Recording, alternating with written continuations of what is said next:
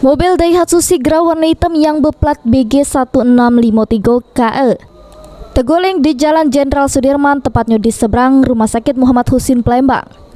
Mobil yang disopiri oleh Febrini Serli Utami, warga perumahan Talang Kelapo, Kecamatan Alang-Alang Lebar itu berjalan dari arah Simpang Sekip nak ke flyover Polda. Pas di seberang Rumah Sakit Muhammad Husin, mobil itu ngelak ke pengendara sepeda motor sehingga banting setir ke kanan terus numbur pembatas jalan di bawah CPO. Akibatnya kaca mobil pecah, bodinya kempot, samu lecet, serta bannya juga pecah.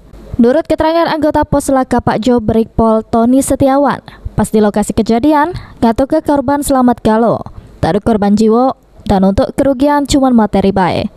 Untuk sementara ini, mobil diaman ke Pos Laka Pak Jo. Untuk korban sendiri, alhamdulillah selamat semuanya kemudiannya. Korban ya selamat, alhamdulillah. Untuk kerugian cuma material. Berapa penumpang Pak di dalam? Sekitar 3 sama sopir 4. Jadi rencana mau dibawa kemana nih kendaraan? Ini kendaraan dibawa ditamankan dulu di pos Pak Jo, pos Laka Lantas Pak Jo.